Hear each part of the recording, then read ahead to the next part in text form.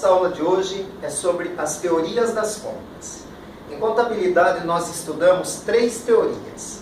A primeira teoria é chamada de teoria personalista ou teoria personalística.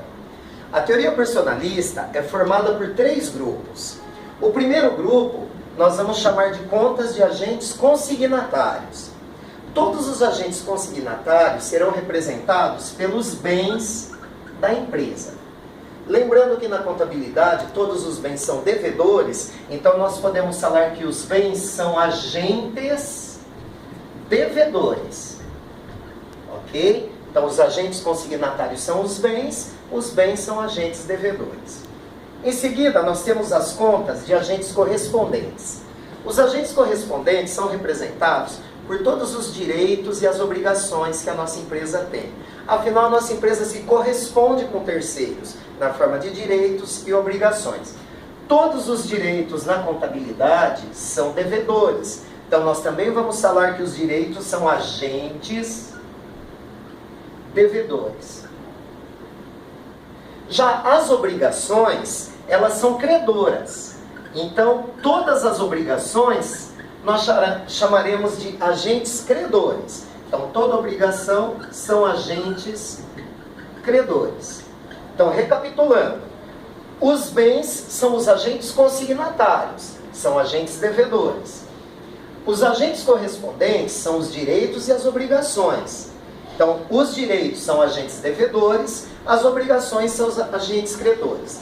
Tome muito cuidado. Se na prova ele pedir agentes devedores, não se esqueça, são os bens e os direitos, agentes devedores, ok? As obrigações são agentes credores. Continuando a linha de raciocínio, nós aprendemos que o patrimônio é formado por bens, direitos e obrigações. Esses bens, direitos e obrigações já foram citados aqui na forma de agentes. Falta falar sobre o patrimônio líquido.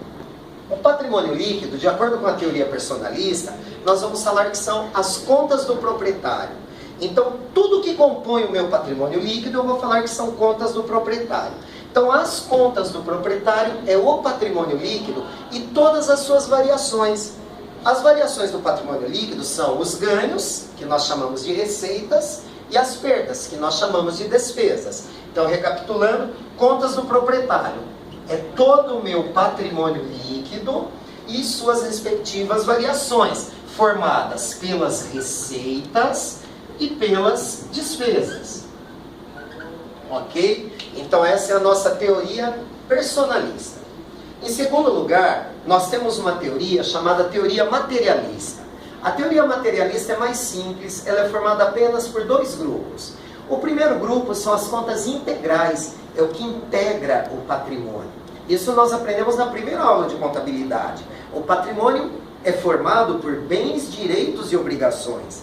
Relembrando, no balanço patrimonial, é o ativo, onde a gente aprendeu a colocar os bens e direitos, e o passivo exigível, onde nós colocamos todas as obrigações. Então, recapitulando, contas integrais são os bens, os direitos e as obrigações, ok? Lembrando que os bens e direitos formam o ativo patrimonial e as obrigações formam o passivo exigível.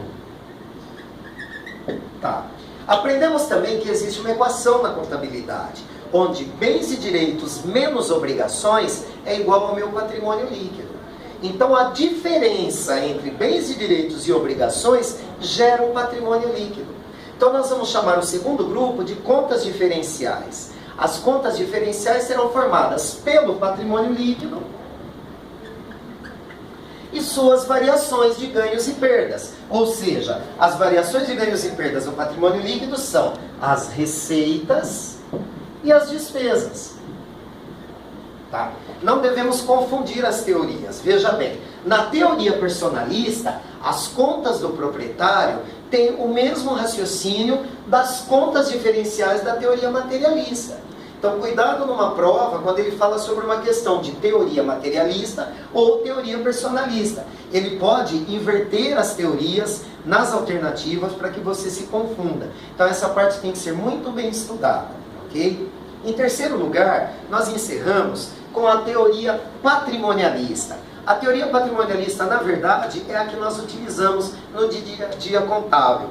Você aprende a teoria patrimonialista desde a sua primeira aula, certo? Ela é formada apenas por dois grupos de contas: as contas patrimoniais e as contas de resultados. As contas patrimoniais, nós aprendemos a chamá-las de contas permanentes. São todas as contas que aparecem no balanço patrimonial, ok? Ativo, passivo, patrimônio líquido. Então, contas patrimoniais do balanço patrimonial. Por que permanentes? Porque os saldos permanecem de um ano para o outro. Então, sempre que eu pensar em contas patrimoniais, eu estou pensando nos bens, nos direitos, nas obrigações e no patrimônio líquido. Ok? Os bens e direitos formam o nosso ativo patrimonial, as obrigações formam o nosso passivo exigível e bens e direitos menos obrigações formam o nosso patrimônio líquido, que é a nossa equação contábil. Ativo menos passivo exigível é igual a patrimônio líquido. Então, tudo isso nós chamamos de contas patrimoniais. Além das contas patrimoniais, nós possuímos um outro grupo de contas que é chamado de contas de resultados. As contas de resultados, elas têm a finalidade de mostrar os ganhos e perdas ocorridos na empresa durante o período. O período contábil é o nosso ano contábil. E as contas de resultado, elas são representadas pelas receitas e pelas despesas. As receitas são os ganhos na nossa contabilidade.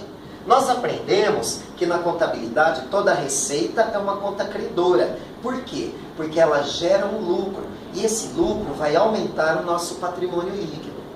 Só que as receitas concorrem com as despesas. E as despesas são as nossas perdas.